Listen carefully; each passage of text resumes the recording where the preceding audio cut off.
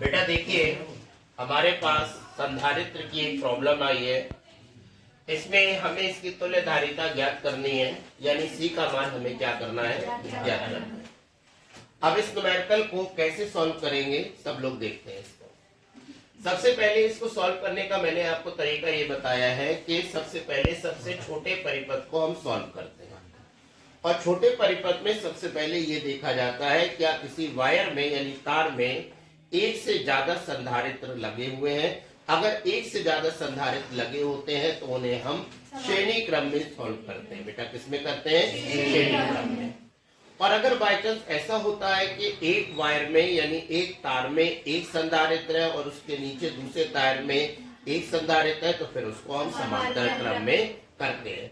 तो भाई अगर हम लोग देखें तो इस परिपथ का सबसे छोटा जो परिपथ अपन लोग देख पा रहे हैं वो ये वाला है। तो देख पा रहे हैं हम लोग कि ऊपर वाले तार में एक संधारित्र है और नीचे वाले में भी बेटा कितना है, एक संधारित्र। इसलिए ये कौन सा क्रम होगा, समांतर क्रम। तो हम लोग यहाँ पर बाकायदा लिखेंगे 400 पिको फैरेड यानी 400 pico farad and 200 pico farad are in parallel. अब पैरेलल का जो फॉर्मूला होता है बेटा वो C बराबर C1 प्लस C2 होता है। तो यहाँ पर हम लोग C डैश करेंगे, C1 के प्लेस पर आ जाएगा बेटा 400 और यहाँ पर आ जाएगा 200। तो इसको जब हम सॉल्व करेंगे तो हमारे पास आ जाएगा 600 पिको फैरेड। बच्चों देखो, इन दोनों को हमने सॉल्व कर लिया, ये सब खत्म हो गए, सिर्फ यहाँ पर हमारे पास C डैश बचा। अब चित्र में आप साफ देख पा रहे हैं कि एक तार में दो संधारित्र अब आपको नजर आ रहे हैं, एक 400 और एक C डैश। तो ये दोनों कौन से क्रम में आ जाएंगे, श्रेणी क्रम में। तो हम लोग यहाँ पर लिखेंगे 100 pico farad and C dash are in बेटा सीरीज हो जाएगा। क्या हो जाएगा, आर इन सीरीज। ठीक है ना, क्या हो जाएगा बेटा, आर इन सीरीज। अब जब ये सीरीज हो जाएगा तो यहाँ पर हम लोग लिखेंगे 1/C डैश इक्वल टू, यहाँ पर आ जाएगा बेटा 1/400 और प्लस में हो जाएगा 1/600। बेटा मैंने यहाँ पर एलसीएम ले लिया और एलसीएम लिया है 1200। ठीक है, 4 कितने होते हैं, 12 और यहाँ पर 2 बार, टोटल मिलाकर ये हो जाएगा 5/1200। तो C डबल डैश बराबर हो जाएगा 1200/5। बेटा अब हम लोग क्या करेंगे, 5 से इसे डिवाइड करेंगे तो देखो 5 दूनी 10, 5 चौको 20। तो C डबल डैश बराबर आ जाएगा 240 पिको फैरेड हो जाएगा। ये हमारे पास C डबल डैश की वैल्यू आ गई। अब देखिए ये भी खत्म हो गए, अब सिर्फ हमारे पास बेटा ये आ गया। आप साफ देख पा रहे हैं ये और ये अब कौन से क्रम में आ जाएंगे, समांतर क्रम में। तो C double dash and 200 pico farad are in parallel. अब जब ये पैरेलल में आ जाएंगे बच्चों तो C ट्रिपल डैश बराबर हो जाएगा C डबल डैश प्लस 200। एक काम करते हैं, यहाँ पर लिख देंगे 240 और यहाँ पर आ जाएगा 200। जब आप इसको सॉल्व करेंगे तो हमारे पास आ जाएगा 440 पिको फैरेड हो जाएगा। और ये वाला स्टेप अपन लोग ने कर लिया बेटा, ये पूरा खत्म हो गया। अब हमारे पास यहाँ पर C ट्रिपल डैश बचा।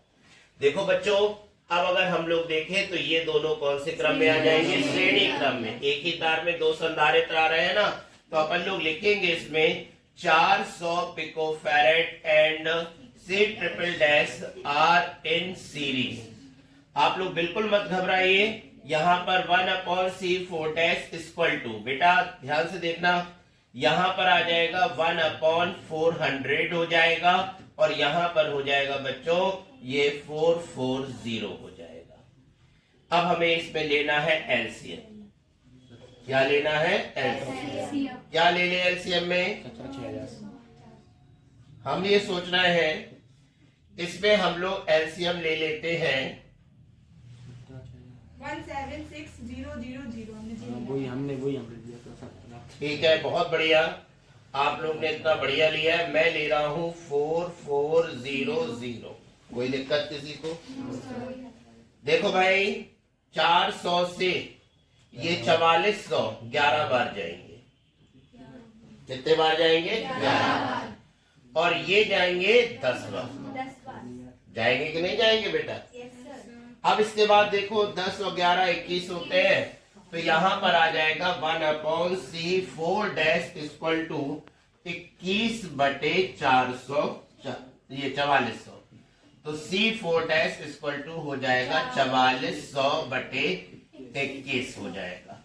ये बेटा आ गया C4 डैश का मान। ठीक है बेटा, समझ में आया कि नहीं है? ये वाला स्टाइल, ये हमारा स्टाइल था। देखो भाई हमें ऐसी संख्या लेना है जो दोनों से कट जाए। अच्छा, इसका मतलब ये बिल्कुल भी नहीं है कि आपने जो किया वो गलत है। आप बिल्कुल सही, आपका सॉल्यूशन करेंगे ना तो भी यही आएगा। ठीक है बेटा, अब देखो ये सब खत्म हो गए। अब हमारे पास ऊपर सिर्फ रह गया है C4 डैश। ये और ये कौन से क्रम में आ जाएंगे? समांतर क्रम में। तो अपन लोग लिखेंगे C4 dash and 200 picofarad are in parallel. और जब पैरेलल में आएंगे तो ये लास्ट स्टेप होगा हमारा। यहाँ पर आ जाएगा 4400/21 आ जाएगा, और यहाँ पर बेटा हो जाएगा 200 पिकोफैरेड हो जाएगा। अब अगर हम लोग देखें तो यहाँ पर मैंने 21 को एलसीएम ले लिया, तो यहाँ पर क्या हो जाएगा? 4400 प्लस, और ये हो जाएगा 4200 हो जाएगा ना। 21 दूनी क्या होता है? 42। तो बेटा इसको जब हम ऐड करेंगे तो यहाँ हो जाएगा 006, और ये हो जाएगा 8, और ये हो जाएगा 21। बेटा ये इसका आंसर हो जाएगा। लेकिन हम चाहते हैं कि इसको और सॉल्व करने, तो डिवाइड करना होगा। डिवाइड करने वाला बचपन का तरीका आपको मालूम ही है। देखिए सबसे पहले 21 का 4 बार करेंगे, तो ये हो जाएगा 84। यहाँ पर आ जाएगा 2। अब हमने 0 को यहाँ पर उतार लिया, ठीक है ना। लेकिन फिर वही बात है, ये 21 है और ये 20 है, तो क्या करना पड़ेगा? यहाँ पर पहले एक 0 बढ़ाना पड़ेगा, तो ये आगे वाली 0 बेटा यहाँ पर आ जाएगी। और अब ये कितनी बार जाएगा? 9 बार। तो 9 एकम 9, 9 दूनी 18। जब आप इसको सॉल्व करेंगे तो यहां से बचेगा 1 और यहाँ पर बचेगा 1, 11 बचा बेटा। अब देखो कोई संख्या नहीं बची है, इस वजह से पॉइंट लगाएंगे और यहाँ पर आ जाएगा 1 0। 21 बच्चे कितना होता है? 105। बस इसके आगे हमें नहीं करना है। इसका आंसर आ जाएगा 409.5 पिकोफैरेड। कोई बच्चे ऐसे थे जिनका ये आंसर आ गया था? बहुत बढ़िया, वेरी गुड। समझ में आ गया ना इसको करना कैसे है? बेटा ये इंपॉर्टेंट था इसलिए मैंने इसको पूरा करवा दिया है। मुझे पूरा यकीन है आपको समझ में आ गया होगा। ठीक है, देखो बच्चों, अब हमारे पास आया है एक नया न्यूमेरिकल। इस न्यूमेरिकल में हमें तुल्यधारिता ज्ञात करनी है। यह ऐसा न्यूमेरिकल है कि कहां से स्टार्ट करें, कौन से क्रम में लें, देखने में बड़ा कॉम्प्लिकेटेड है ये, लेकिन अगर इसका नियम आपको मालूम हो तो आप इसे बहुत इजीली कर सकते हैं। इसको जब आप बहुत घूर के देखेंगे तो आपको ये स्ट्रक्चर में ये वाला पोर्शन दिखाई देगा, ये वाला जो मेरे उंगली के आसपास वाला। इसमें अगर हम लोग देखें तो आप एक व्हीट स्टोन सेतु को बनते हुए देखेंगे। देखिए ये P, ये Q, ये R और ये S। और व्हीट स्टोन सेतु का नियम होता है P/Q=R/S। जब आप ऐसा करेंगे तो ये C/C हो जाएगा, C/C हो जाएगा, ये कैंसिल 1=1 हो जाएगा। अब बच्चों दोनों ओर का अनुपात बराबर आ गया, तो क्या करते हैं, ये जो बीच वाला तार होता है इसको हटा देते हैं। अब जब हटा देंगे तो अब ये जो डायग्राम है बिल्कुल सिंपल हो गया है। अब अपन लोग को सबसे पहले क्या करना पड़ेगा, इन दोनों को श्रेणी क्रम में लेना होगा। तो अपन लोग लिखेंगे C and C are in series। जब आप इन्हें सीरीज में लेंगे तो 1/C' 1/C+1/C।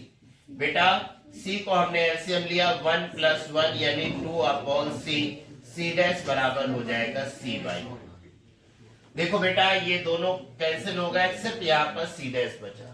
अब ये दोनों कौन से क्रम में आ जाएंगे? समांतर। तो लिखेंगे C dash, please keep silent, C dash and C are in parallel. तो पैरेलल में है तो सी डबल डैश बराबर सी के प्लेस, सी डैश के प्लेस पे सी बाई 2 और यहाँ पर सी हो जाएगा। अब हमें क्या करना है, यहाँ पर एलसीएम लेना है। तो मैंने लिया 2 को एलसीएम, तो यहाँ सी प्लस 2सी, C double dash equal to हो जाएगा 3c बाई 2 हो जाएगा। क्या हो जाएगा बेटा? 3c by 2। अब अगर हम लोग देखें तो ये सब खत्म हो गया है और अब यहाँ पर आ चुका है सी डबल डैश। अब ये दोनों कौन से क्रम में आ जाएंगे? श्रेणी क्रम में। तो लिखेंगे C double dash and C are in series. और जब ये सीरीज में आएंगे तो 1/c triple dash equal to, बेटा देखो ये 2/3c हो जाएगा और यहाँ पर आ जाएगा 1/c। यहाँ पर ये हो गया, यहाँ पर मैंने 3c को एलसीएम ले लिया, तो यहाँ पर 2 और यहाँ पर 3, तो कुल मिलाकर हो जाएगा 5/3c। c ट्रिपल डैश बराबर हो जाएगा 3c/5। बेटा ये c ट्रिपल डैश की वैल्यू आ गई। ये सब हम लोग ने सॉल्व कर लिया है और यहाँ ये, अब ये दोनों कौन से क्रम में आ जाएंगे? समांतर। तो अपन लोग इसमें लिखेंगे c triple dash and c are in parallel. तो बेटा c बराबर c ट्रिपल डैश की जगह आ जाएगा 3c/5 और यहाँ पर बच्चों कितना हो जाएगा? c। तो बच्चों यहाँ पर 3c, यहाँ 5 को एलसीएम लिया तो यहाँ ये हो गया, यहाँ 5c हो जाएगा, तो c इक्वल टू हो जाएगा 8c/5 और यही इसका क्या हो जाएगा? आंसर। बेटा क्या किसी को दिक्कत है इसमें? अब अगर इस टाइप का न्यूमेरिकल आ जाएगा तो हम लोग कर सकते हैं।